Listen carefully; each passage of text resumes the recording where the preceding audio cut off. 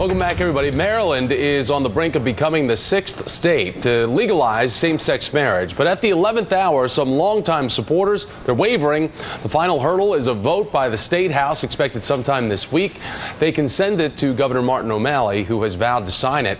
And joining me now is editorial writer for The Washington Post and MSNBC contributor, Jonathan Capehart. Jonathan, great to see you this morning. Hey, good morning, Thomas. All right, so the bill needs 71 votes in the state house to pass. So as we talk, where does it stand right now?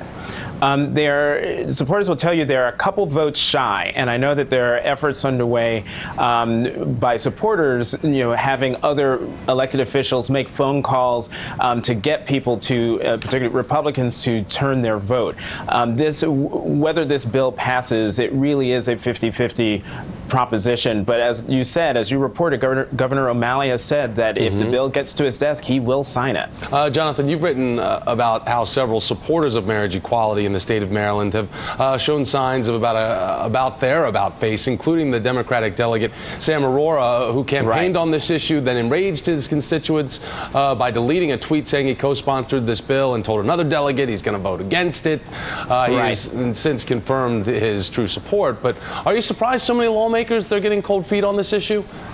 A little bit. And what makes the turnabout of Delegate Arora most galling to a lot of people, myself included, is that he not only was a co-sponsor of this bill, he's in his first term. He campaigned on this issue. He raised money from the gay community on this issue. He was actively a co-sponsor of this bill once he was elected. And then suddenly, via Twitter, he says, I am, thinking and praying, and I'm hearing from everyone. And that was the first sign that he was wavering.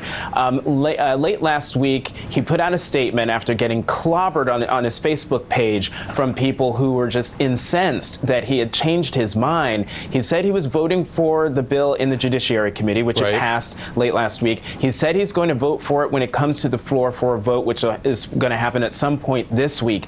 But then he backtracked on his support for full marriage equality and said that he now supports civil unions, and then on top of that announced in the very same statement that he would favor and support a ballot referendum to do away with the law if the bill passes and Governor O'Malley signs it. All right, so people are left scratching their head thinking, what the heck here? So marriage equality, though, really thrust back onto the forefront of national politics.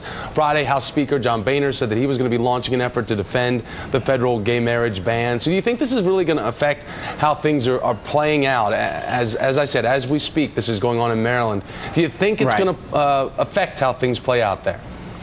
Well, in Maryland, I think a lot of the concern among advocates is that if this goes to a ballot referendum, that it could very well possibly pass, meaning marriage equality would not happen in Maryland. There are some poll numbers out that show that a majority of people in Maryland support marriage equality, but until folks have to go into the voting booth and vote yay or nay, we're never really going to know. And when it comes to Speaker Boehner and the Congress defending the Defense of Marriage Act, because President Obama and the Justice Department announced that they think it's unconstitutional and they're not going to defend it.